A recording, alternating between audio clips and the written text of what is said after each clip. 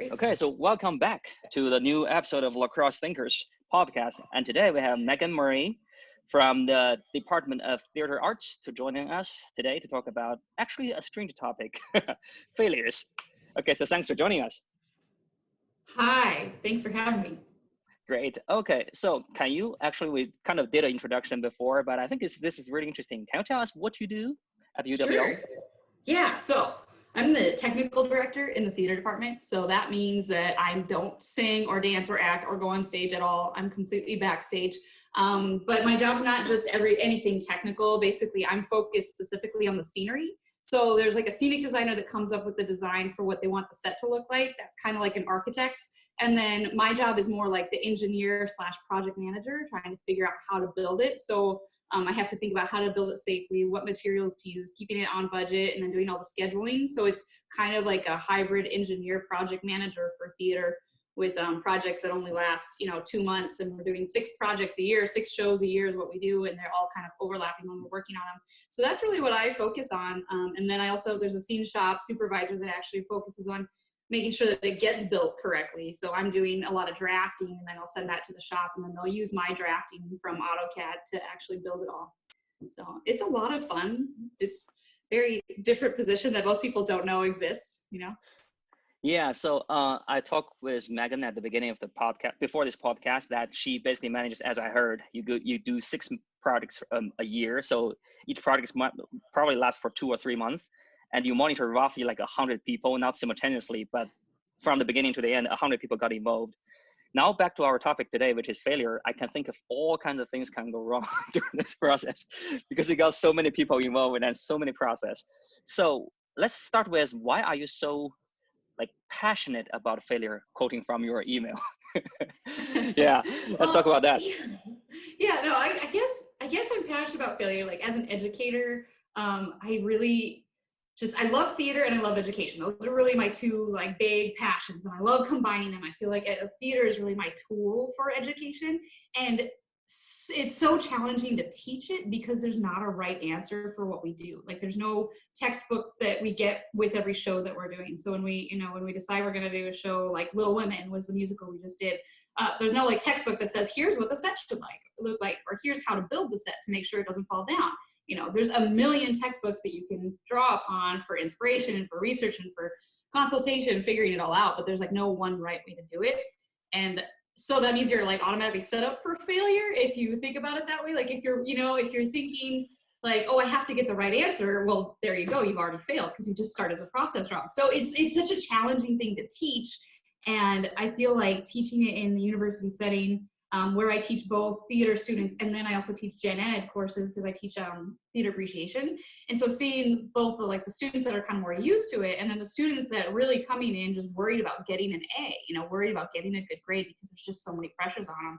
And I just feel like it's hard to teach somebody to just try and just fail hard and learn from that and be okay with it, And so because there's so many, failure is not something you can define at all. It's totally intangible, and everybody's got a different perspective on what failure means, and your perspective can even shift depending on the context and depending on where you're at in life. I know I've changed over time too. So I just think it's such an interesting topic that we don't explore enough, and I feel like we need to force ourselves to fail more just so we become okay with it, because it does make us more resilient and adaptable when we can fail and get right back up again. That's interesting, because if you think about failures, my definition or rough definition just pop up my head is just that you have a goal, and anything different than that goal is if you can call it failure, right? Yep. That's also where creativity come from. That's where all the fun come from, because seriously, if you are thinking about, I'm going to make a play like this, but it ends up looking different. And just be frank, how big of the chance that you imagine something will happen and nothing actually happen? For me, it's almost 1%. Yeah, absolutely. You'll never, that's why I love my job. Is there's never going to be just a perfect show where it's we plan it and that happens and nothing goes wrong between A and B.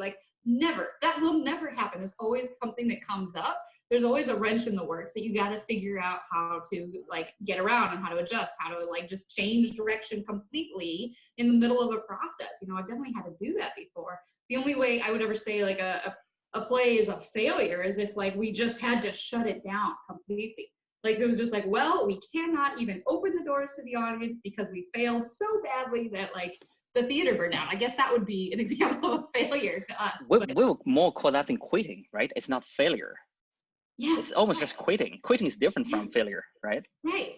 But you know what? That actually brings up, so my like favorite definition of failure that I heard on a podcast that I don't know what the podcast was, because it was when NPR got all screwed up and whatever, if you downloaded one, it actually like, you thought you were downloading This American Life and it was actually something else, you know, and they like had this 2-week period a couple years ago where that happened to everybody. And so I have no idea what the podcast was, so I can't find it again. But I heard this story about a company that basically defines failure as when you hit that point in a project that you realize what you're doing won't work and you don't quit.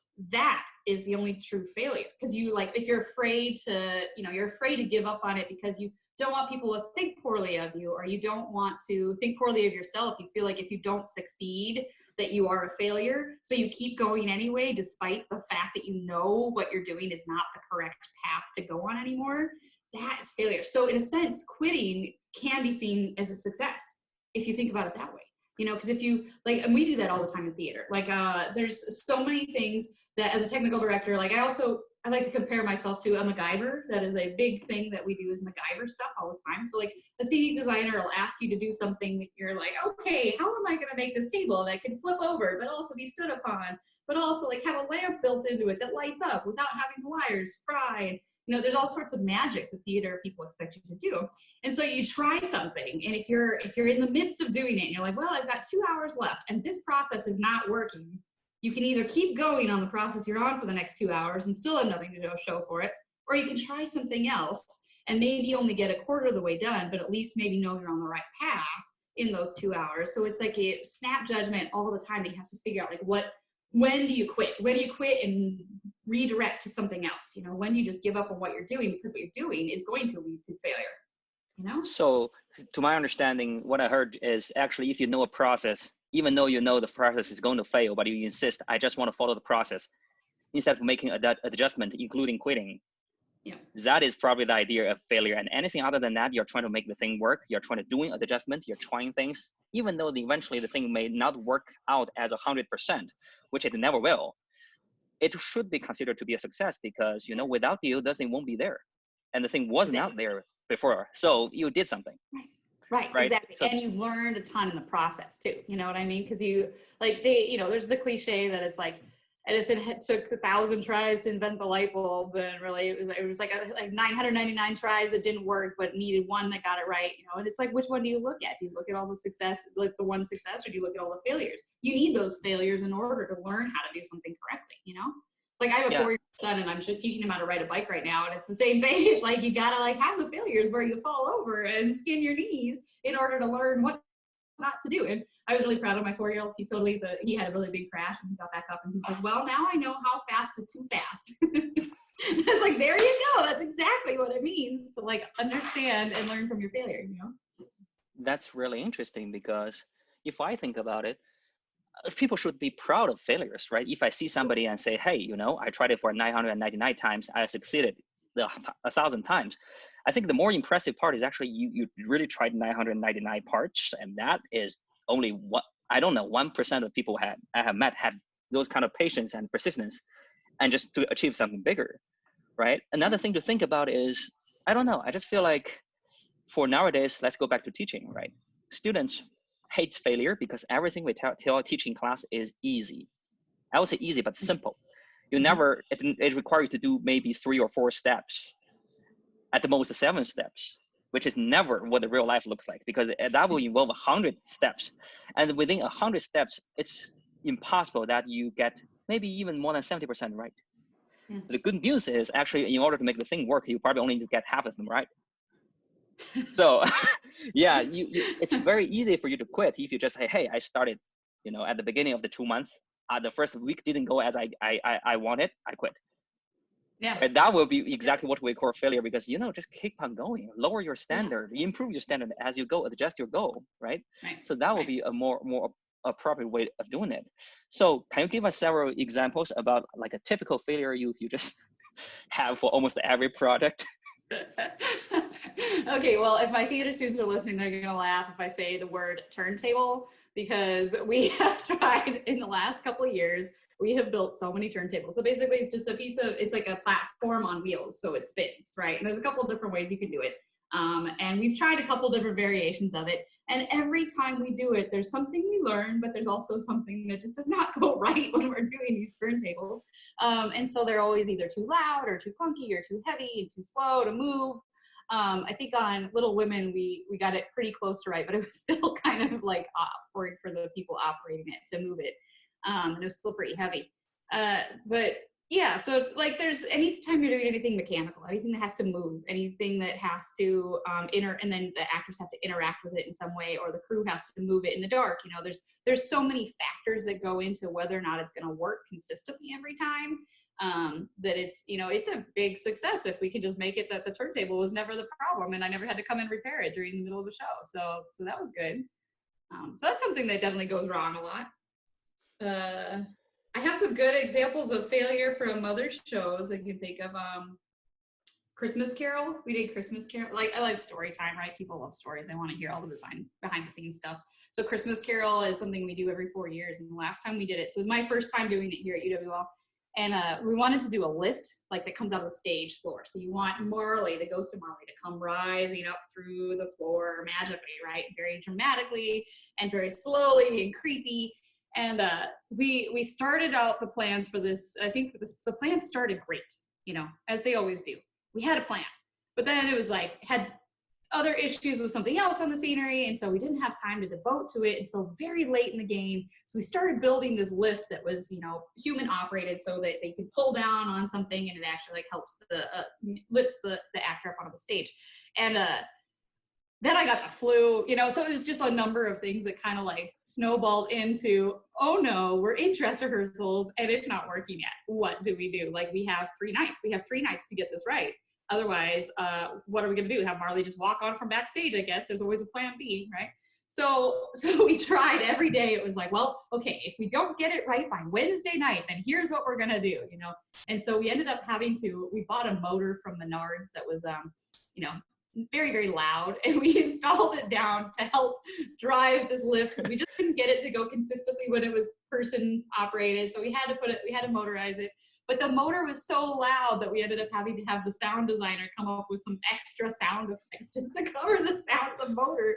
And it was still, if you knew it was there and you're watching Christmas Carol, you could listen for it and hear, like all of a sudden you could hear the trap door kind of open and then you hear as it's going up under the sounds of it. So that's something where it's like, you know, we eventually got it to work and probably only 50% of the audience even like heard anything or noticed. And otherwise it just looked really cool.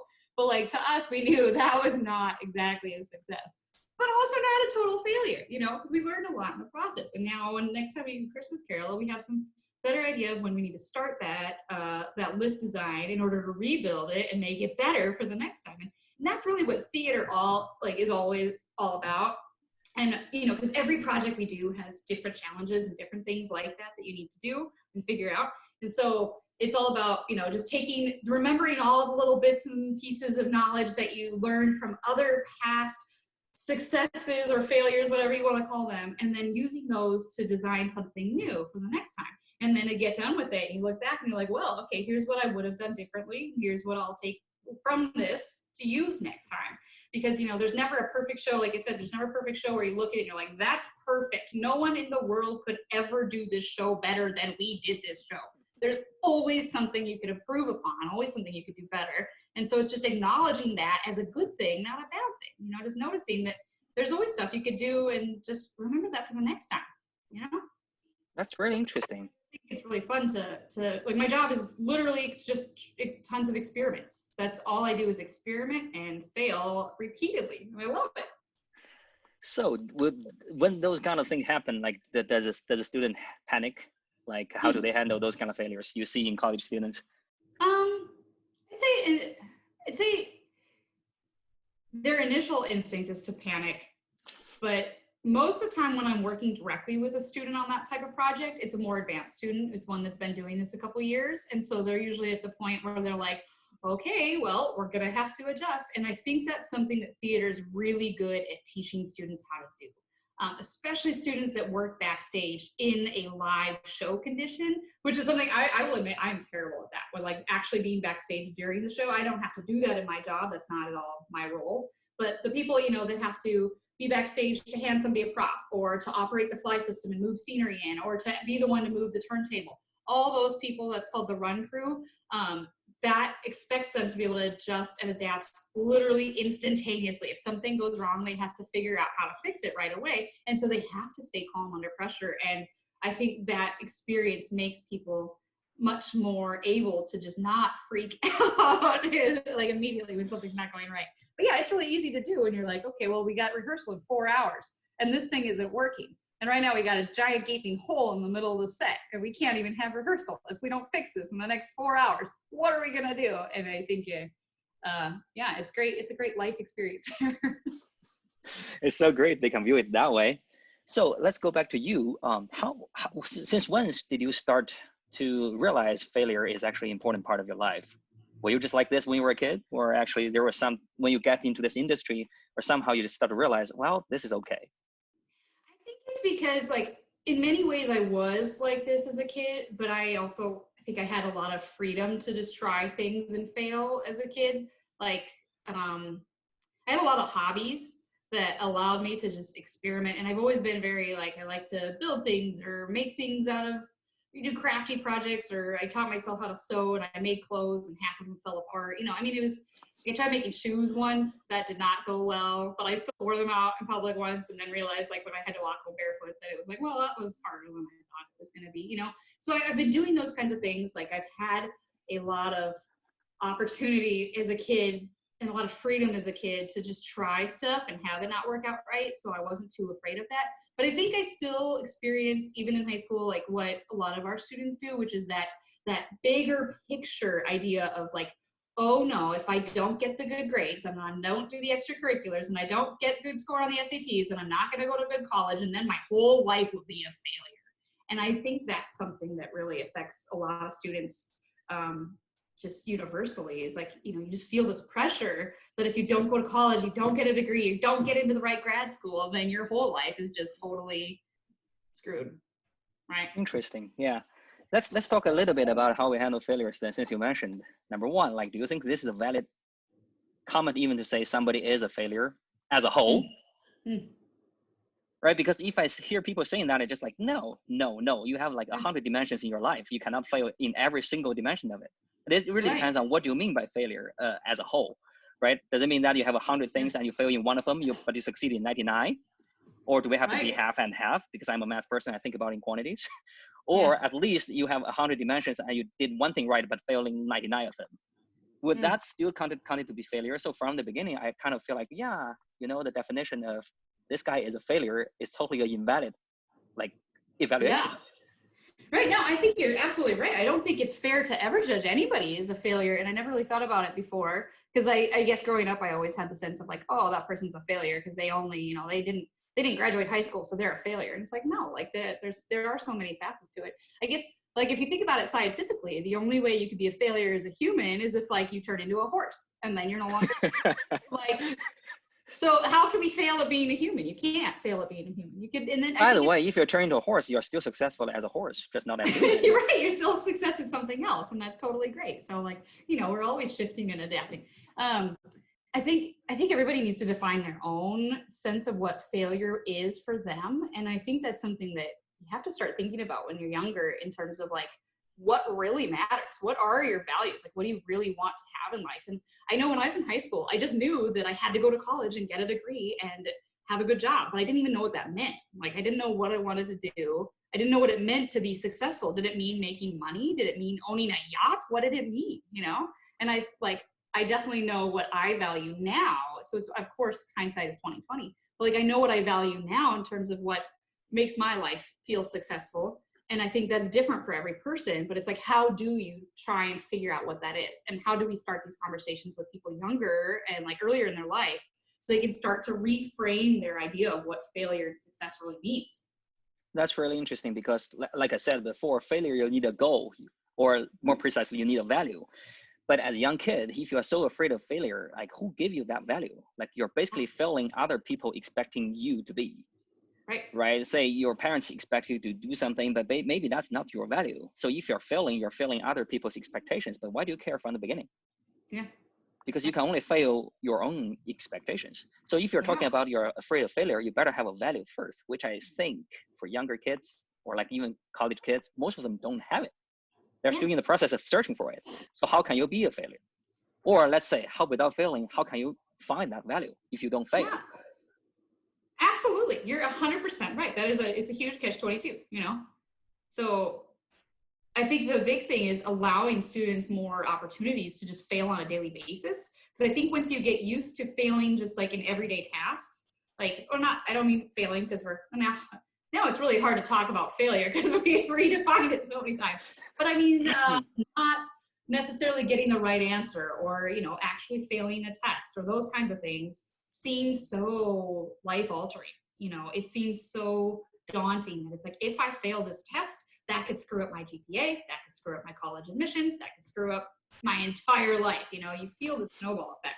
So I think if we can focus more on the like value of learning and how failure helps you learn, then maybe it would be easier. I don't know. I feel like with the grade system the way it is, it's not necessarily going to be an easy thing for, you know, it means shifting so much of like how the structure of academia is even set up.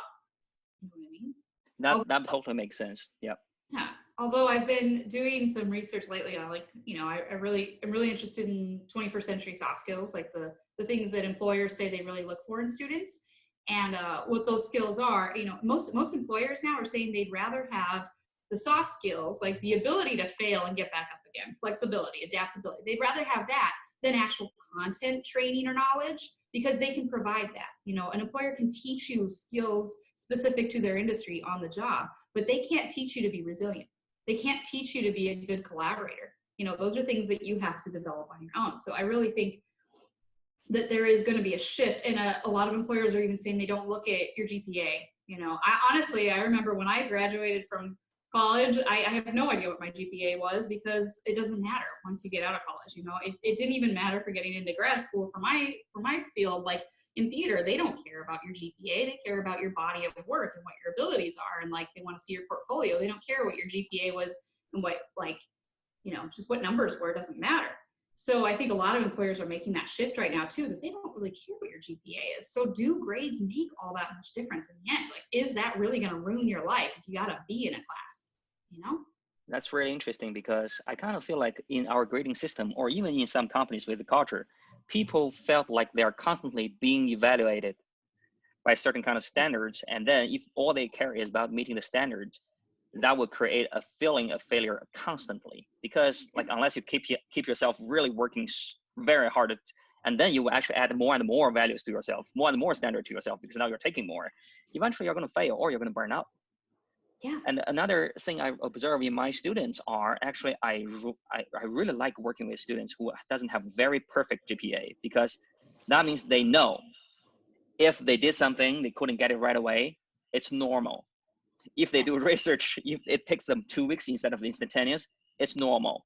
If they miscompute one dot of the decimal, it's normal. Just develop a skill so that you do it less often. Yep. Instead of saying they just panic, they shut down their phone, they don't come to class anymore, yep. Or say, hey, this is not my thing because I used to have 4.0 everywhere I go. Why do I just hit an obstacle here? Simply because you are doing harder stuff now. You are going to hit obstacles. You better know how to handle that compared to, you know, how to calculate some numbers. So that's my philosophy too when I see that. So let's think about another things people are afraid when they think about failures. That is, I'm going to screw things up. So according to your experiences, I mean, you have failed according to what you just said, constantly or daily. Did it ever end up, how many times people pick up your failure and say, whoa, this is really bad? No, I don't know. You know, I don't even remember. And I think that's a sign that it's like, I don't really focus on the failures. Like I know they exist, but I don't remember them as much as what I learned from them. I can think of like, so the most recent show that I designed, I also occasionally am the scenic designer. So that confuses things in my role because then I'm like the architect and the engineer. So I designed the set for Little Women. And I had this idea that was, I was like, this is a really cool idea, but I don't know that I can make it work. I don't know that I can make this come across to the audience as what it is. So like in the script for Little Women, the main character, Jo, is constantly saying she's using the term Christopher Columbus as an exclamation. She's like, Christopher Columbus. And the whole show is all about her, like her journey and her exploration of her universe and expanding her universe beyond the boundaries of her family and her house, right? And so I felt this like draw towards imagery that was very all about Christopher Columbus, sails, ship sails, exploration, journeys, right? And we had this show takes place mainly in their house, but it also has these random one-off locations occasionally. And so I was like, well, what if we had a series of these sails that could all like fly in and move in really interesting ways to block out the house so you don't see the house anymore. And then we'll project on them different images to really evoke what those other locations are. And that could be a really cool, easy way to transition to the beach when you have a giant house built behind it, you know? And so I designed it with these 5 sails, and as we were building them, one of them just wasn't doing what it needed to do, and we got really close to rehearsals, and I think it was even during Tech Week. So Tech Week is the dress rehearsals. It's the week before the show opens, and so it's when everybody's there and it all comes together. And yeah, I think it was the second night at Tech Week that these sails weren't working. So 2 of the 5 sails, we just cut them. And this was 100% okay with me. Like the director and I were talking about it. We're just like, it's just not working. It's slowing down the action. It's like being clunky because it's like the sails had to come in and then the actors had to come in and it was just not working. And so we cut those 2, which meant we only had the 3 left. And then when the 3 came in, they no longer looked like ship sails. They just looked like we messed up. They looked like shapes of projection, like screens that were just like, oh, that one got bent somehow, and it was not intentional looking. And so I definitely, like, I had all my appreciate students, I asked them, I was like, did you guys get the sails? And they're all like, nope, totally didn't get it. They were cool. We liked that we could project. I liked the idea of projection, but then, like, hardly any of my students picked up on the fact that they were supposed to be inspired by this idea of sails. I was like, well, okay, yeah, I knew this was a risk. I knew it was like a 50-50 shot, whether the audience was going to get it, whether this was going to work. It didn't work, but it didn't necessarily like make the show a failure, you know, like it still was a well-received show and I think everybody really enjoyed it. They just didn't get out of the design what I put into it in terms of like what I wanted it to be interpreted as, but you know, it was a risk. I'm glad I tried it. Like, I don't mind that it didn't work. Now I know for the next time, but. That's a really interesting example you give here. So even though you have a lot of failures, right, that is number one, because you're trying new things, right? That is 50-50 chance every time you try new things, sometimes even lower than that, right? And the thing is, in theater, we only get one shot at it when it's like the design, you know, because we spend maybe 2 months working on a show. Like we're overlapping them, but we're working usually only about 2 months at a time on each show. So you put in all this time and this effort very, very fast into coming up with what you hope is the perfect design, and you don't have any idea if the audience is going to get it until opening night. And then you can't change it. And then, you know, you run the show for 7 performances and you're done. So it's all just a huge gamble. So you have to be, and if you're too afraid that it's like, well, I don't want to try it because the audience might not get it, then you're never going to try anything. You know, you're just going to play it safe and like stick with like, oh, well, I saw some other school that did the set this way, so let's just copy what they did because the audience seemed to like it. That's not art and that's not theater, you know, that's no fun at all. So that's a boring thing to do, and you better don't choose art and as a major and then do boring arts or safe arts, right? Exactly. So that's really interesting. Yeah, and also you mentioned like even though you just have you have probably a lot of failures when you go on stage. You probably have 100 things. You probably have done them 70% of them okay, maybe 10% excellent, and 10 below expectation, and then 10 totally failure. But think about how the audience is going to reply. I think if I'm in the theater, I totally get it. These are students. They're trying interesting stuff. If the sale doesn't working on the stage, well, nice thing to try. Yes, exactly. Right? I'm not gonna say, hey, I want my ticket to be refunded and you guys suck and I will never come to your play again. So even us as audience, actually all the other people, you know, when they see this is such a complicated thing you are trying to do and you achieve 80%, that's something you should celebrate instead of saying, hey, there is 20% we totally missed. So if you think about it as a student listening to this, that is, if you fail that, you just fail. Like, it's no big deal. You really think that's a big deal, but only to yourself, to your mental state. Because later, after maybe a semester, you come back and say, this is no big deal. You look around, no people care. Okay. Yep. They all are thinking you're doing an okay job as long as you try and, apply yourself. So yeah, that's interesting. But how do you deal with, or how do you see students dealing with the emotional react to failure? Because the moment I think about failure, I think about safety, right? I want everything to be safe. I want everything to be predictable. And now you are telling me, we are going to do this, and I don't know what grade you're going to get. Yeah.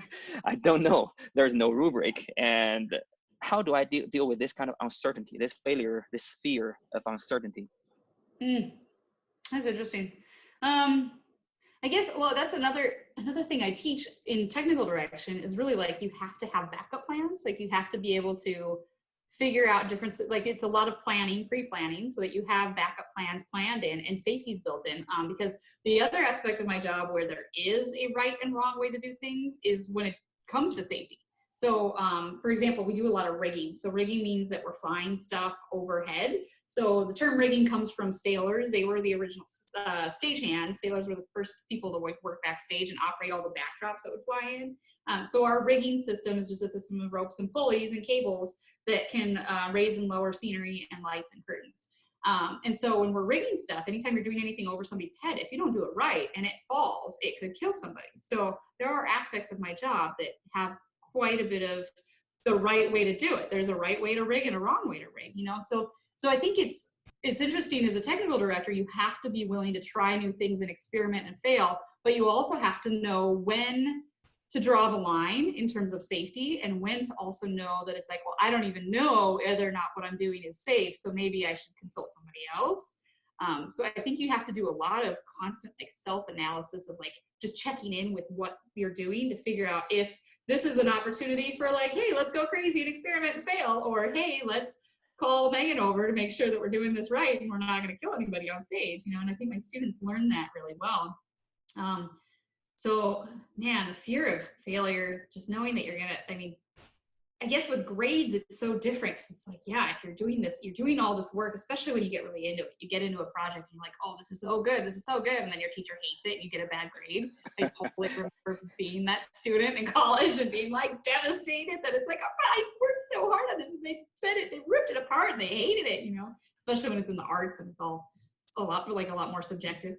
But so how do you deal with that? Yeah, I don't know. I guess it's about perspective and just understanding that it's like this one event is not going to define you, or hopefully you won't let it define you, and hopefully you won't let it stop you from pursuing things. But maybe you can also like learn from it. You can learn what you're good at, what you're maybe not so good at, what you care about getting better at too. Like there's certain things that I suck at that I don't care to get better at. Like I just don't. I'm just like, no, that's not my thing. I'm not going to get any better at it. So I'm still going to get a C if I take a course on this one thing. But also knowing like what things, okay, well, this is something that I really care about getting better at. So maybe I can learn from this failure and move forward. I don't know.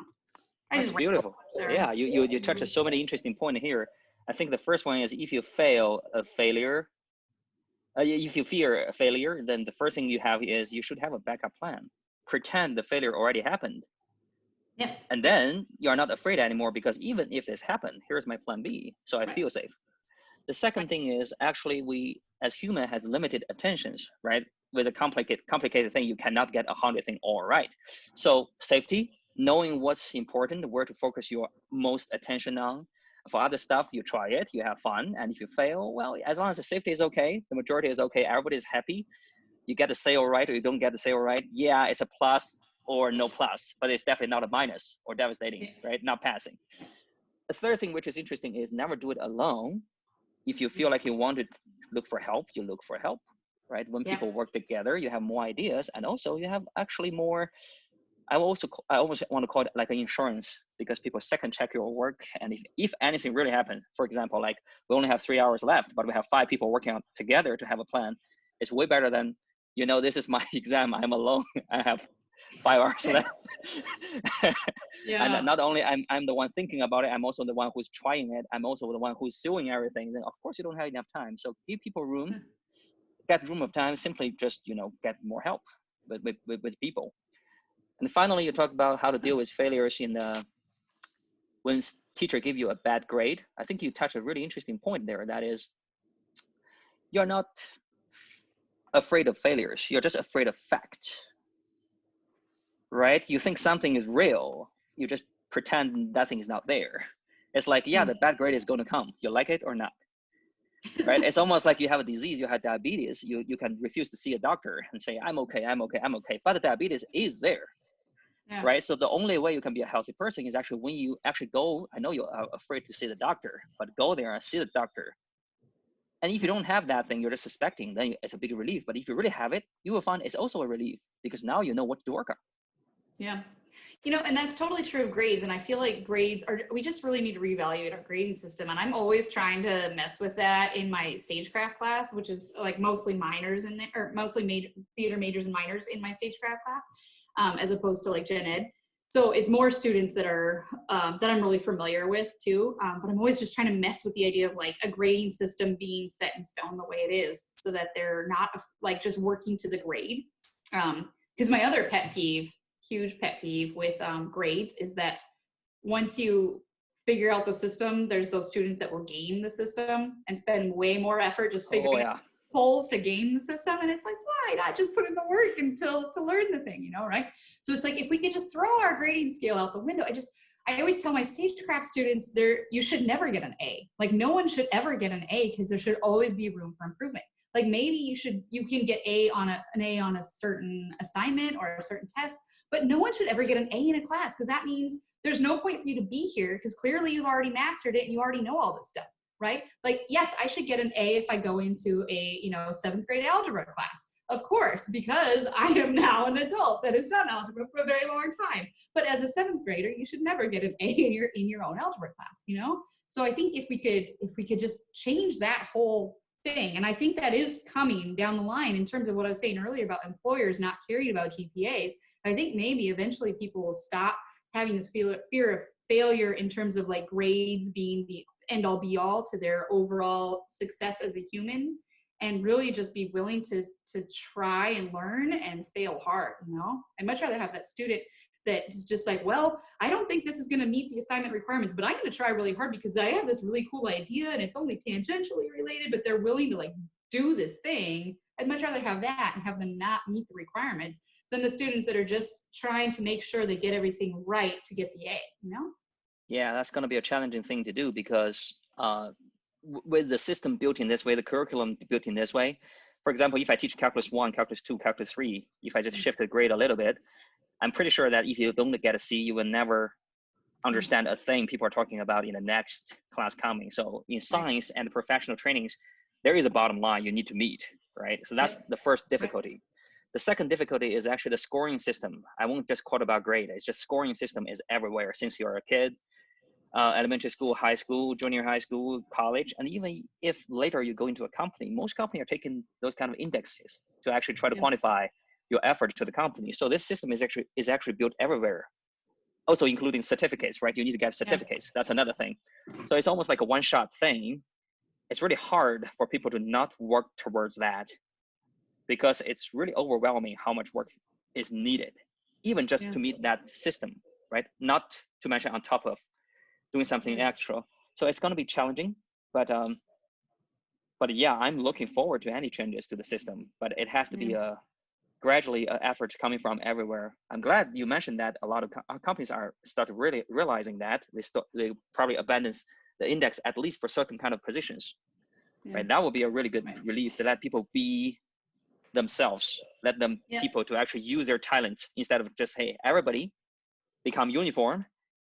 We hire 40 people, they're exactly identical. I throw one of them out and come back, I still got a score of 97. As long as the average score of our team is above something, I feel okay. That's not how you do business. That's at least not how you do business in the long run. That's funny, the comment you made about everybody being uniform. And it's like, if everybody gets straight A's, then you think that they're all just these like automatons that are all like, they're all just robots. And I think back, my high school, I'm pretty sure invented A for effort. Like, my high school did not want anyone to feel bad about getting the bad grades. So it was very easy to get A's in classes there. I had a very small graduating class. I think it was like only around 200. There was 26 valedictorians. As in 26 of us all got straight A's, because they just didn't want anyone to ever have negative self-esteem. And I swear, that doesn't make any sense, because not all 26 of us are good at the same things. We don't all have the same strengths. We're not all going to be like good at the same things that we go into later on, like, and so I totally understand that you have to have a grading system or a scoring system in order to understand if somebody has the skills and abilities to progress, especially when we talk about more specialized fields. And mainly I'm talking about employers that are looking at students coming out of undergrad, just entry level kind of positions in companies that maybe don't have, like, you're not looking for, I'm not talking about doctors, I'm not talking about like going to Yeah. You medical need to be perfect in every single field. Yeah. Right, absolutely. But and another interesting thing about what employers are looking for is, like, if you think about how quickly the job market is changing in terms of careers that exist now that didn't exist 10 years ago, there are many careers that exist now that didn't exist when I was an undergrad. So how could I possibly train for something that I don't know what it is and it doesn't exist? So that's why employers care more about your ability to be trained in something or your ability to adapt, which means you have to be okay with failure. I just think that's one of the big things that you have to get good at, Failure and learning are almost identical to each other in this kind of sense, right? You without failure, you don't learn because you're playing safe. If you're playing safe, you're just dealing with something you already know instead of something you don't know. Right. And that would be a big thing. A lot of things people don't understand is actually just like you don't just come to college to train for skills. Let's face it, you take 4 years to learn a programming language. After 4 years, what is the most popular programming language? Like, you just learn how to program in VBA. After 10 years, where is VBA? Maybe now you want to learn Python. Like, after 4 years, is Python still there? Is it still popular? Maybe there is some other new programming language come out of it, right? Maybe the whole idea of programming is abandoned because now you can teach a machine to program the low-level stuff. How are you supposed to adjust to that? You probably better be prepared to deal with something that just constantly shifting, changing, moving forward, and you feel okay with it, right? Because the world is changing. I almost feel like a lot of people just want to be safe simply because they don't want the world to be changing. Like 20 years ago, if nothing worked 20 years ago, it better work for another 20 years. Then within the next 20 years, I don't have to do nothing. I don't have to learn anything. I just repeat the same thing for 20 years. Well, this is a really interesting idea because if nothing changes, number one, it's going to be boring, right? Number two, your company will be dead. If your company refuses to change for another 20 years, your company won't be there. So keep learning. That's why I constantly promote the idea of constantly lifelong learning. But now probably I want to promote the idea of lifelong failure, which is probably, if you take it just rhetorically, it's the wrong thing to take, but just fail lifelong or fail constantly, in the future. Over and over, to repeatedly. Learn. Yeah. And that's, what you're saying, if you think about what's going on in the world today, I think, we're all failing on a daily basis with our new situation of this digital world, like for both teachers and students. This is a huge shift to have to all of a sudden in the middle of the semester take all of our courses and do it online. And if you're not willing to change and roll with that, and if you're scared because you're like, well, this is how I've done it for the last 20 years and I want it to keep going for the next 20 years, when a pandemic hits and we have no control over that kind of thing, how do you adapt? And I think theater really trains us to be adaptable for this kind of situation. Because like our theater department, we're just like, well, this sucks. Yeah, this absolutely sucks. We have to cancel our shows. What are we going to do? What happens if we have to continue canceling shows? How do we even do theater if you can't have a group of 50 people in a room? So you have to be willing to brainstorm and throw out ideas and not be afraid of change, and that only come from just getting used to failure before, because you're so used to a changing environment. You're so used to fail on a daily basis. This is just this pandemic and moving everything online is just another failure. And you have seen it for thousands of times before, so you know how to handle it, compared to a person who was 100% safe, everything before, and now suddenly this one small change become a huge change because I don't know how to deal with changes. Right. That's an interesting perspective. I listened to some, I don't remember who, just talk about the job market in the future. That is, people worry so much about job safety. But if you think about it, what is safer? Working for the government, with a just easy job, but you repeat for 30 years, right? Or just working as a realtor. You don't know you don't even know where your next bill is going to come. You don't know where your next income is going to come. Well, clearly the first one has job safety. But now think about this. What if the economy is not good and the government is shutting down or cutting people? Well, if the economy is not good and you are so used to being taken care of from a safe environment, you don't know what to do, right? But for the other people, it's like, this is just another month. Before, I didn't know where my next month's income come from. Now I still don't know where my next month's income is going to come from, but I'm so used to it. I know I just need to figure something out. Right. You know? Figure something out there. Yeah, absolutely. The world is going to totally shift. I mean, I think we can all agree that things are not going to look the same. Like, it's never going to be back to the old normal. You know, there's going to be a new normal eventually, but things are going to change. And so I think you just have to be willing to roll with the punches and really just, you know, look down the pipeline and try and guess maybe this would be a good option. But yeah, there's a lot of places that are even hiring right now. So yeah, the world's going to shift and we have to be able to shift with it. So how do you teach failures? Teach whatever attitude you have, like the methodologies. How do you deal with failures emotionally? Also, when you see failure, how do you have a backup plan and all those kind of things? How do you teach that to students? I fail at that every day. Repeat it. I do not have the answer to that, but I've tried a million things and I've gotten more, and like I've gotten, you know, more or less towards the scale of success and failure in different attempts to deal with that. Yeah, definitely there's a one-on-one. I've definitely had some students that I've had to just spend some one-on-one time with, talking to them about what is the worst case scenario if you fail at this. You know, if this goes wrong, if you don't get that summer job, if you don't get into that grad school, what will that actually mean? You know, you have to play that game a little bit of like worst case scenario, like what could really be the worst? Will you die? You know, when we're in the theater, we say, you know, we're trying new things all the time. And if we fail, okay, but as long as nobody dies, we're okay. You know, we don't want an ambulance. You set the bar really low, but which is realistic. but really, is like, what else could really be a true failure? You know, if we're really hurting somebody, of course, that's terrifying. It's terrible. We don't want that to happen. But other than that, like, the world's going to keep on spinning. You know, what we do is very important. We take our work very seriously in the theater department, but we also don't take ourselves too seriously. You know, we know that what we're doing, we're still playing make-believe we're just playing dress up and make-believe essentially for a living. And it's great. It's awesome. And it provides so much value to so many lives in many different ways. But at the same time, it's not going to stop the world from turning if we get it wrong. You know, so it's getting students to think a little bit more meta about their lives and about how they view like failure. And so I've done that before with students. I also I really try in a classroom setting, I try and make it, I redesign it, I feel like every semester in every course, try to make it so that the grade is not the most important thing, and that the learning is more important, and that if you focus on trying to learn, and if you are like working, and I can tell that you're putting in the effort trying to learn something here, that you don't have to worry about the grade. You know, the grade will follow that. And it doesn't necessarily always ease their fears. And so that's the one thing that I'm still trying to figure out, is how to make it clear to the students from day one that I mean it. I'm not kidding around when I say, like, don't worry about your grade. The grade will reflect the work you put into this class, because I will get to know you on a one-on-one basis as much as I can to make sure that happens, you know? That's really interesting, because you mentioned that you fail teaching students failure all day, which itself become a really good example. Role model is just like, see, I'm failing every day. And you probably just need to, constantly communicate that idea to them, and just say, hey, I'm a living example. Yeah.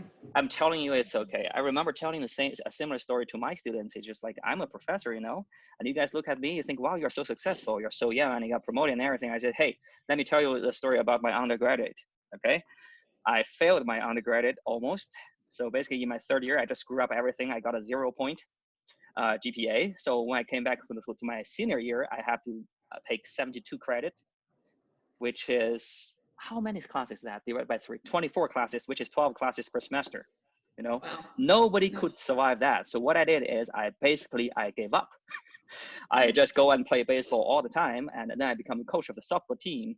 I coach a bunch of girls, which is super interesting. I was like those kind of manly people, and just say, I'm the guy. But then these girls actually push me and say, hey, you at least need to try. So I really thank them. Every day, 2 girls from my team forced me to sit down and study for 6 hours. Awesome. I'm so grateful for that help. And then I graduated my undergraduate with a GPA of 2.0.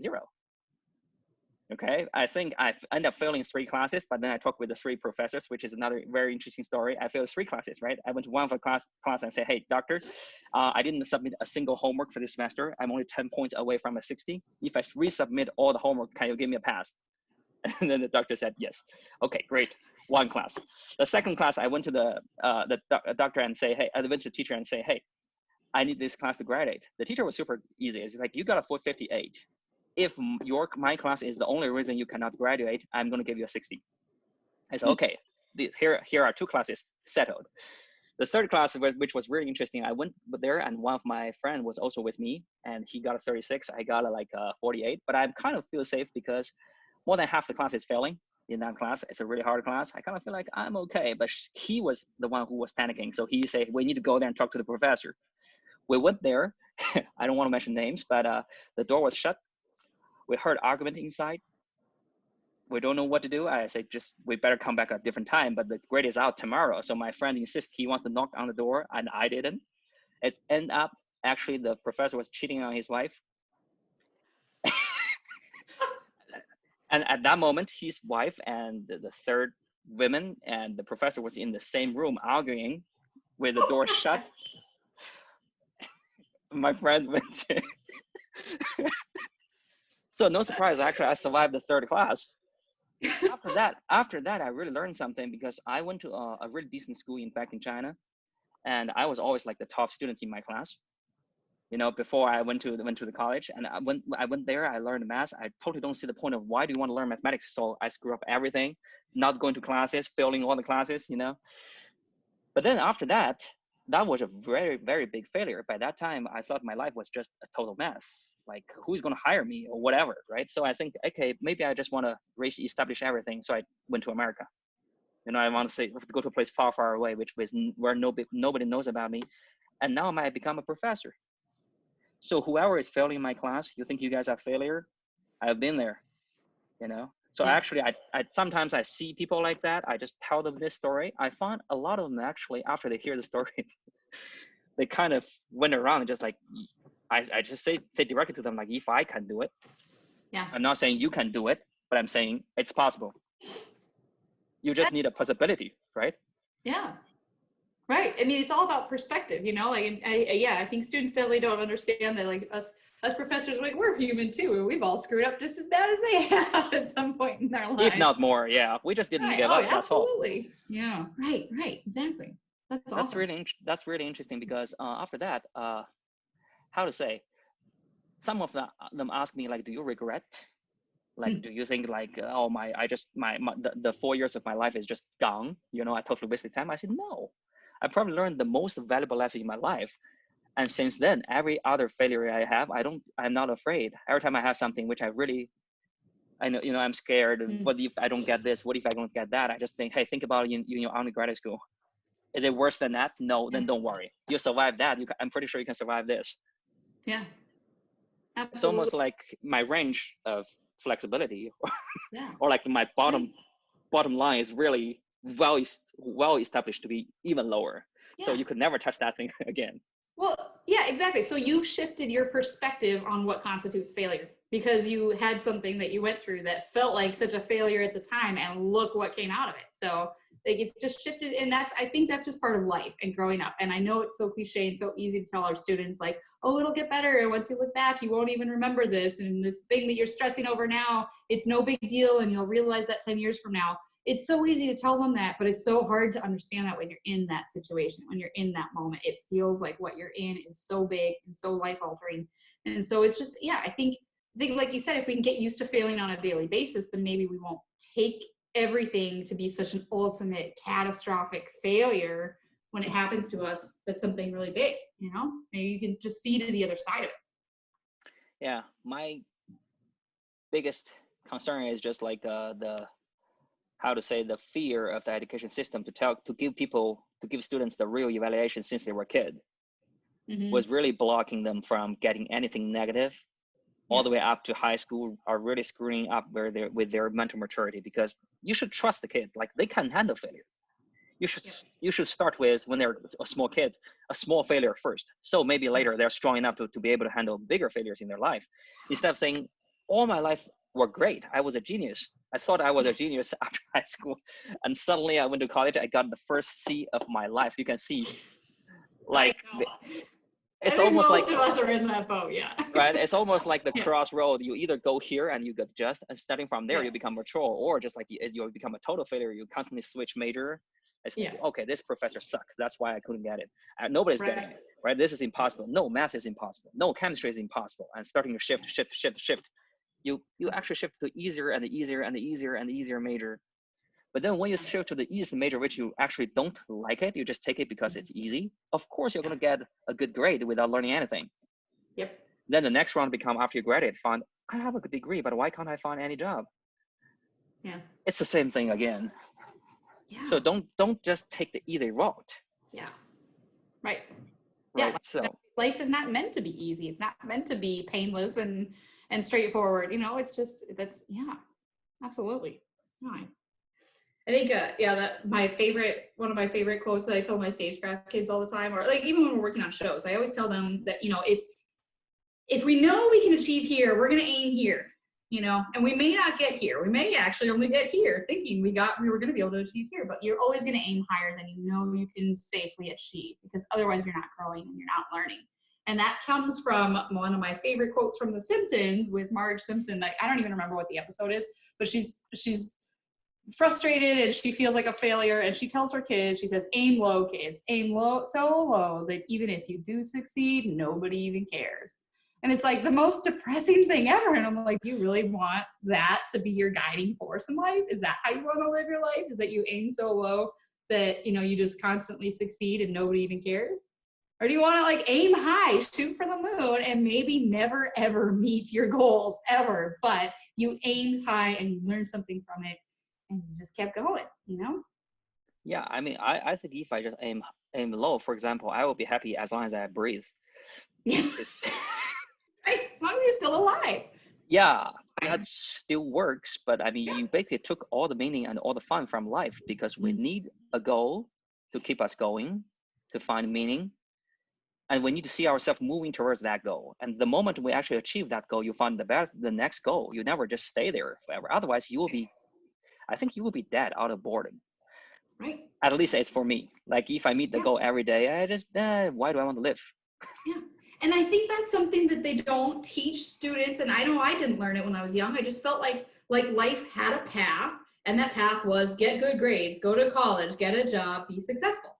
And that was the path of life. And it's like, there's no end to your life where all of a sudden you're an adult and you have it all figured out. Life is just perfect and everything's easy. That never happens. It doesn't matter how successful you are. Stuff is always going to be thrown your way that is going to upset your path in life, and your happy and your success is going to change. And so you just can't think of it as being like success is an end goal. There is no such thing as an end goal in life, unless you hit the home run that wins the World Series and then you die. There you go. You've succeeded right at the end of your life, right at that second. That's really interesting, because if you think about it, a lot of people, they're at the top of the world. For example, Olympic champions, they achieve their goal when they're younger than 30, usually, right? Like for running, those kind of things, really competitive. You achieve your life goal before you're 30. After that, you can see they are not happy. It's not like you achieve the goal, the best goal you can achieve. Are you happy? No, I'm not.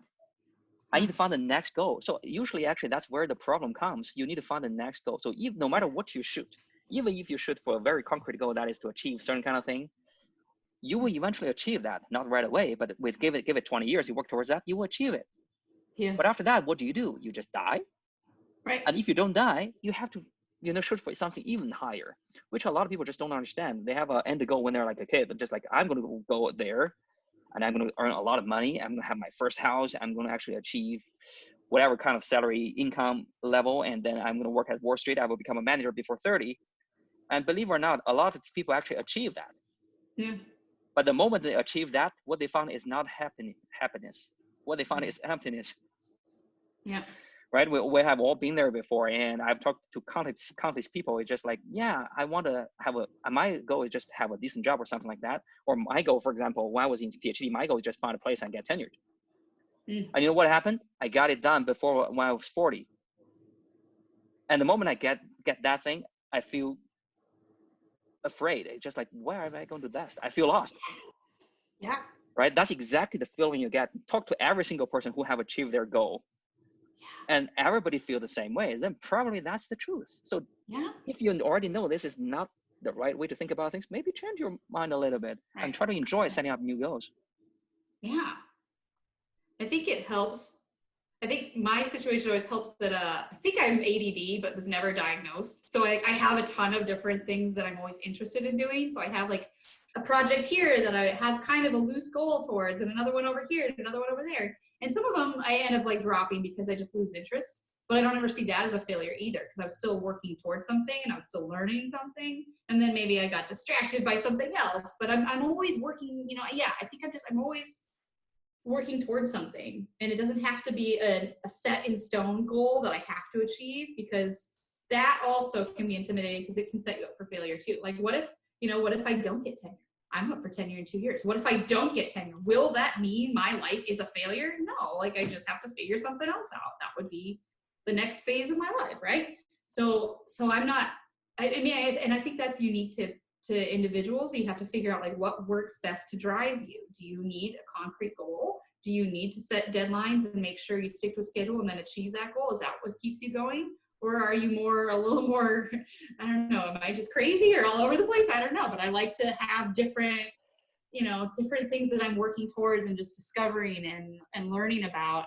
And when I was in high school, I learned how to play 9 different instruments just because I thought it was fun to learn new instruments. I was terrible at all of them except for 2, but it was just fun to learn them, and it was like once I got started on learning it, I'm like, okay, that was good enough, and then I set it aside and try another one. It was never like I need to be perfect at this instrument. I just want to try it because I just like to learn things, I think that's my definition of failure would be if I stopped learning. Like if I ever just gave up on learning and became apathetic and just kind of existed, I think that's when I would feel like a failure.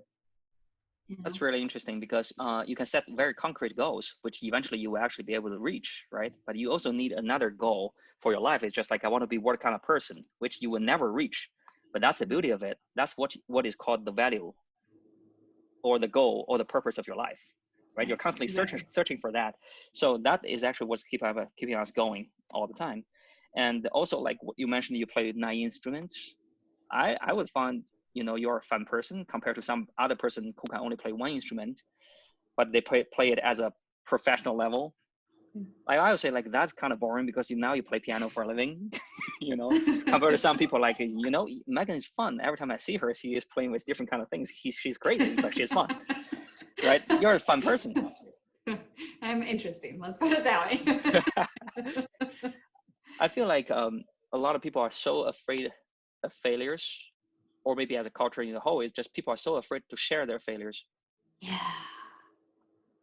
And I kind of feel like Chris and I had an idea actually last year, and we didn't do it yet, but we had an idea of setting up like a private Facebook page or group that was solely devoted to sharing our failures instead of our successes, because social media is like 100% people showing off their best selves, which is mostly their fake selves too. It's mostly not even real, so people get intimidated because you see all your friends are just doing this perfect work and they have the perfect life and the perfect everything, and it's not true. It's all bullshit. It's not true at all because people don't share their failures. And so I want my students to only be looking at their failures, but in terms of celebrating what they learned from them instead.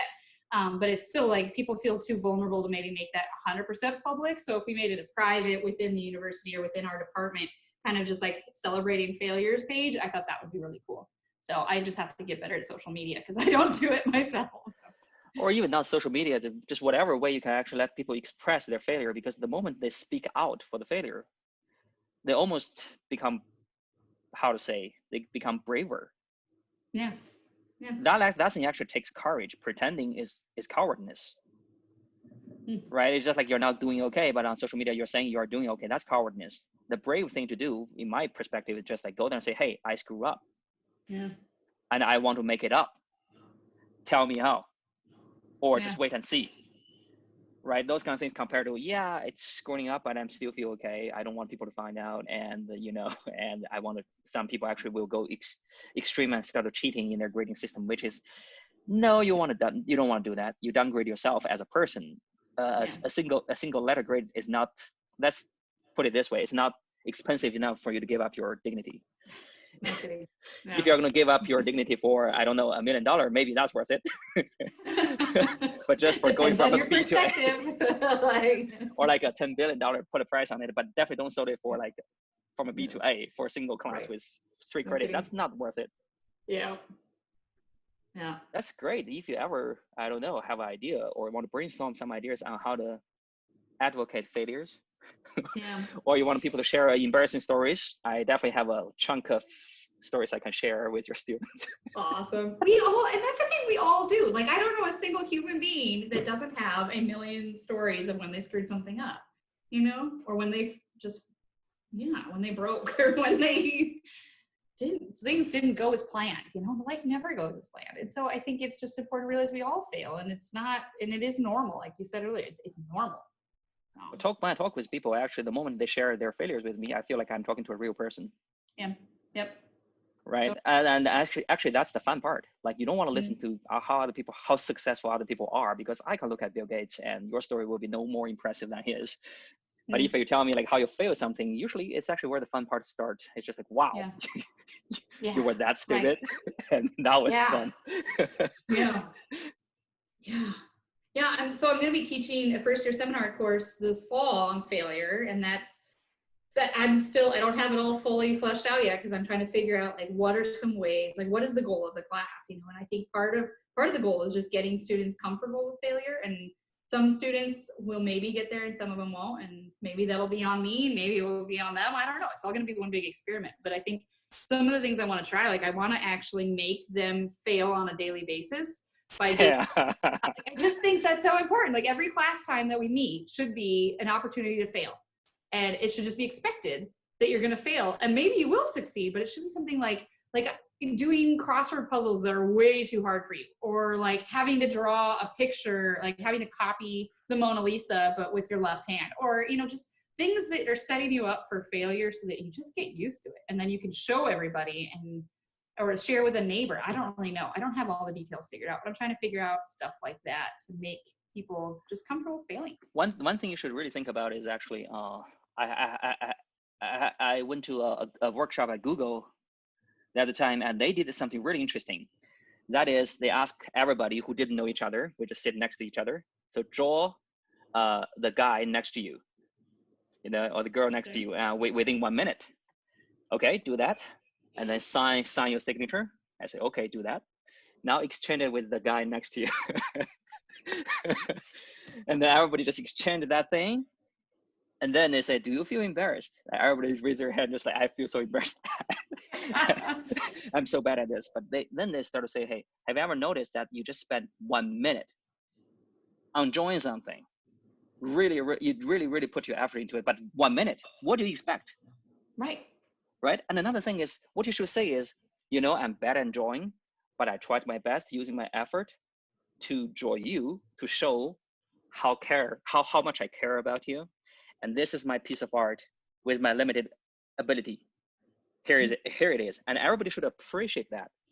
And you should think this is actually an invaluable gift compared to something you just bought, you know, and then just give it to other people and just say, well, this is a high standard. I didn't make it. I just spent $20 on it, right? So this is something I have effort.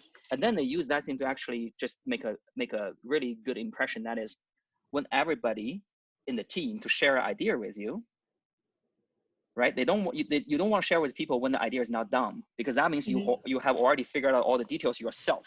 Exactly. What you want to say is, I have a dumb idea. I put it here, and let's make it not dumb. Right. Together. Exactly. You know, and that actually goes back to, you were talking about exams earlier, and I was thinking, like, in the real world, like when you leave school and you're in any career, how often do you actually work independently without ability to consult with anybody else? Like, hardly ever. You know, we're counting on drawing upon external resources, whether that's the internet or your colleagues or anybody, you know, to help you figure something out. Like, you're never expected to come up with all of the answers on your own. So it's like exams have their place in terms of making sure you're understanding like specific terms and content that you have to know, you know, in content specific fields especially. But in general, like, you're never going to have an exam situation in the rest of your life. So people are so, how to say, they only want to share answers.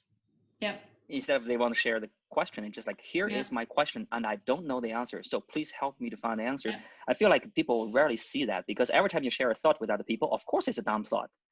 Yeah. Because it's just a thought. Right. If it's not dumb, that means you have already spent a lot of time there and you already have the answer. Why do you want to share it? Yeah. You already have an answer. You know, that's another way that I think theater really makes us better at this, is because like I talk to my students all the time about my dumb ideas. Like you could call up any one of my students in the scene shop and ask them like, how many times has Megan come to you with a dumb idea? And they'll be like, yes, all the time. How many times have the dumb ideas worked? Maybe half. You know, like it's which is very impressive, by the way. If I get half, like, and that's probably just them being nice, honestly, would be that half. But, like, I can't work by myself either. Even as the professor, the one who's supposed to know all the answers and be the one in charge, like, doesn't mean I actually know how to do everything we're doing. And so I turn to the students too. I talk stuff out with them. Even if I do know what I'm doing, I still talk it out with them to make sure I'm not missing something. I need somebody else to just like double check, especially if it comes to anything with safety, you know? But anytime I have even like a partially developed idea, that's when I start to talk it out to anybody, like anybody that'll listen and be like, hey, I don't even know you. You're a lab student that just started yesterday, but what do you think? Do you think this would work? Yeah, you're a human being. Your voice counts. You're not like, a horse in the room. Then certainly I won't consult you. But as long as you're a human being, you have individual thinking. I want to see, like, how do you like my idea? Can you think about any way to attack it? Can you think about any way to prove it? Right? So that's the beauty of the conversation. So I think, if you could do anything like that in class, I think students are going to love that class. Right. Because I love the workshop at Google, like that, and that taught me a really, you know, I remember every detail of it. So certainly that thing taught me a lesson. What was the workshop on? I want to look this up. What was it called? You can always email me later. Yeah, I can email you later, but I think that's something very specific. It's on machine learning and artificial intelligence. But during the the series workshop, they always have some fun stuff to keep us awake. So things like that, and also doing yoga, which I totally skip. Don't skip the yoga. Don't skip. I don't know. Do yoga in public with 200 other people. Everybody was dressed in like suits and shirts. I just like, no, I'm just going to go out and get a water. This is dumb. See, I said I'm okay with failures, but there are certain things I just still don't want to make a fool of myself. Yeah. Exactly. Yep. Nope. And that's totally, you're never going to conquer all of those. You're never going to be like I try to think about what things I'm still afraid of failing at. And mine would be speaking another language. Like I used to kind of speak French in high school and college, and now I don't. And now if I try and speak French, I just feel so stupid and I'm just afraid to do it. And it's like, why? Why am I afraid? Like, what are people actually going to judge me if I sound like an idiot? If I have a bad accent, are people going to judge me for it? No, not at all. But I still have this fear of doing it. So there's certain things in your life that you may never overcome the fear of failure with. But yeah. So I mean, I can tell you as a foreigner, it's so great. You go there, they see my face, they know I don't speak English. Anything I say, they always say, "Wow, your English is so good," which I think they mean it, because you're not supposed to be good and you're better than are expected. So I mean, what do you expect, right? I'm not born here. I speak another language. You expect me to be as fluent as people here? Right. I mean, is that real? Nobody's going to do that. So that's a pressure you put on yourself. Yeah, exactly. That's really interesting. I got a story to tell, which is an analogy. That is, some people just walk here and say, "Hey, you look so ugly." What you can say to them is just like, "It doesn't bother me because I don't see myself." If I'm ugly, sorry for you guys, because you see that all the time. Yeah. I can't see it. I just need to stay away from the mirror. I'm okay. Mm-hmm. That's kind of my attitude towards like speaking a wrong language. Like if I don't speak perfect English, you guys suffer, not me. Because you guys, I understand myself, number one. I understand you guys, number two. You guys don't understand me, so sorry for your guys. I don't feel embarrassed. That's true. That's funny. I play the piano very poorly, like very, very poorly, but I love it. And it's the same thing. Like it sounds great in my head, so it doesn't matter, because nobody else has to play it anyway. So it's like I don't care that I'm bad at it. I don't care. I'm not even trying to get better at it. I just like playing it because it sounds good to me, and hopefully my neighbors don't mind. I don't know. Yeah, that's the same thing. If you play piano really good, you should start charging people for that, right? So you guys got this for free. What do you expect? Like if you pay me $20, I will feel sorry. Sorry, I feed you this crap for $20. But if you don't pay me anything, you should be lucky. There is some sound going on. you changed the perspective on all of this. This is terrific. I need to hire you as a personal life coach, I think. I don't know. Isn't that beautiful? It's just like you just change the way you see stuff. You find everything becomes so interesting. Just like playing down music is actually doing other people a favor. Yeah. And how many people think in that way? And believe it or not, actually a lot of people think in that way. It's just you think, am I disturbing other people because my skill is not good enough? They got a free piano. What do they expect? Yeah. I'm gonna make a sign that says that and put it above my piano. Yeah, of course, there is a boundary. Yeah, don't start to actually knock down random noises and people are going to call the police. Yeah, even during that situation, you may say, okay, lesson learned. Yeah. You know, don't play piano up to this standard, but I guess anything below that is okay. That's how I view this kind of stuff. As long as the cops stay away from this, or nobody knock at my doors, I kind of feel okay. I really wish all the kids should have those kind of attitude, because your life will be so much more interesting if you start to try things out. Right. Yeah, I think another thing though that's hard for the students is they don't always feel like they have the time, you know, because it's like so much pressure. Because it's like, if you don't have the time to have hobbies that you can fail at that are really low risk, if you don't have low risk situations, then you're never going to get used to failure. You know, if you're always burdened with so many, you know, like athletics or clubs or extracurriculars, and your classes and your job, and you're not allowed to fail at any of them, because if you fail at any of them, then your whole world could collapse. It's a chain effect, right? If you fail, for example, one of your part-time job, then, or you fail one class, you lose scholarship. You lose scholarship, you don't have time for another part-time job. You lose your financial stability and everything. So I think the biggest challenge for students nowadays are two things, or maybe one thing. It's just financial security. Number one, we're trying to squeeze so much credit within 4 years. Like, you need to learn this, and that. Every single professor, according to the bulletin, expects you to work 3 hours outside the class for every 1 hour you put into one class. And it's just listening to that, it's not reasonable, because you take 12 credits, time that by 3 is 48 hours in total. Nobody can work in that way. And the third thing is just everybody's in debt, which I really don't. I can't complain enough about. You know, when you graduate from college, no matter how good you are, how bad you are, you should be trying things up. You don't need a house. You don't need to buy a car. So this is probably the only time you are free for your life. You don't have to worry about kids, wife, family, you know, any pressure. But now suddenly you have to find a job. Why? Because you need to pay a monthly payment. That is really, I think, what's limiting people from doing what they want. I really think nothing can be changed, and I don't know where to put my hope. Like, that's probably the only, like, we can talk about this kind of thing, and like, you should be yourself. You should, I mean, I even talk to my students. It's just like, if you're a physics major, that means you love physics. You claim you love physics. How many physics books have you read other than the textbook chapter we assigned where you need to do the homework? Nothing. Why? Because you don't have time. Right. Yep. Right. And I totally see that. It's not like you guys don't want to read it. It's just like you don't have time. Yep. So that's actually my biggest complaint about the current situation. But I feel like I want to do something about it. My personal approach is I try to see if I can find a certain way for students to work on the stuff they want, meanwhile get paid, compared to, you know, work at Subway for summer. That's basically my goal. Yeah, I'm still working on it. Awesome.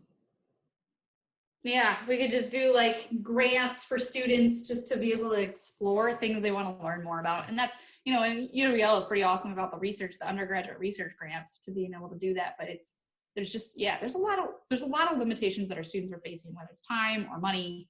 And it's they don't always have the luxury to fail the way I talk about it so easily, you know?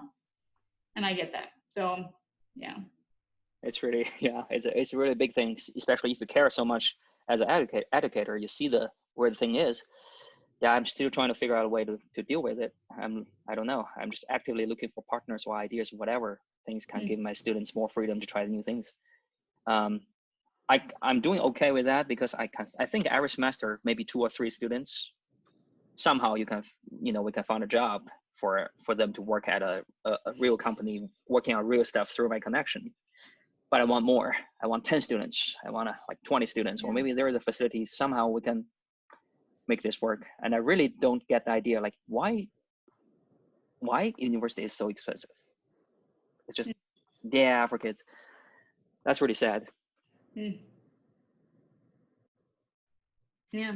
Well, Well, yeah, and I mean, then I get a little passionate about education too, so I don't want to get too sidetracked there. But like the idea of college being necessary for every job, is that the direction that the country should be going in? Because then college should be free. But like college didn't used to start to be that way. The point of university or higher education was really specific to kind of like, you know, certain kind of career paths, or to, you know, it didn't, I feel like if we placed more value on every position in our society and realized that all of the parts are necessary to make it all function, then maybe we wouldn't have so many students feeling that they have to go to college for their only successful career path. I think that's just a mental thing. Yeah, because Yeah. a lot of jobs they cannot hire enough people. I'm not talking about high level jobs. These are like the middle level jobs or low level jobs, just like a plumber, for example. They earn decent salary, way better than professors. Yeah, right. But people need to hear that, and people need to actually go there and try to find the job which fit themselves. Yeah. But I guess, if you're in high school, you still have this kind of view that is, if you don't go to college, certainly you're like the lower half. Right. Yeah, we have just such a stigma against blue collar positions in this country. It's so weird that, like, you know, like when I lived in Vegas for a couple of years, that's where I went to grad school, and yeah, it was weird. It's not that great living there, I promise. Like, it's fun for seriously. Like, you get really bored. No, you get really bored. There's not a lot to do there. I mean, like, there's outdoor stuff to do, but that's kind of far away, and you don't have a lot of time in grad school. So anyway. Yeah. Tangent. But I remember hearing about jobs there for the construction, you know, because it was starting to be a bigger place for people to live. And so there's a big construction industry, and there's tons of, you know, there's always new casinos being built or whatnot. And they were paying, it was like 6 months of paid training. All you needed was a high school degree. That was it, a high school diploma. That was all you needed. And it started at 6 figures. Starting salary was 6 figures, and they could not hire enough people to do it because it was like driving heavy machinery and operating heavy machinery to do construction. And I don't understand why we spend all this money and time in college and trying to get this like corner office job where we're all wearing like suits and, you know, business suits to work every day, but then we spend 2 hours a day at the gym trying to make it look like we do construction. You know, like, why don't we just do construction for a living, and you could still make the same amount of money, and then you'd save money on your gym pass because you wouldn't have to go to the gym because you'd be doing. I mean, if you like to go to college and get good education about values and everything, that's great. But some people just went through college just to get a better paid job, which doesn't make sense to me at all. Right. Exactly. Yep. Right. I think it comes back to just really talking to people younger, or like starting out sooner, thinking about like, what is it that you value and what is it that you want out of your life, and knowing that there's not just one path to success and that everything else constitutes failure, you know? That should come directly from the teacher in high school, or maybe even earlier than that. And also the families, because La Crosse is facing the same thing. I talked with one guy here who is the CEO of Seven River Alliance, and basically what they want to do is they want to advocate this idea enough so high school kids will go and take those kind of jobs after graduation, because we're in short of, I think, 10,000 positions to fill in the next 10 years. Yeah. Wow. Yeah, the average working age for La Crosse is like 55 or something. So within 10 years, they're going to retire. Oh, wow. Yeah. So yeah, that's something. So you live in Vegas for and you didn't think it was fun. I was there every time, and I found, wow, that was super fun.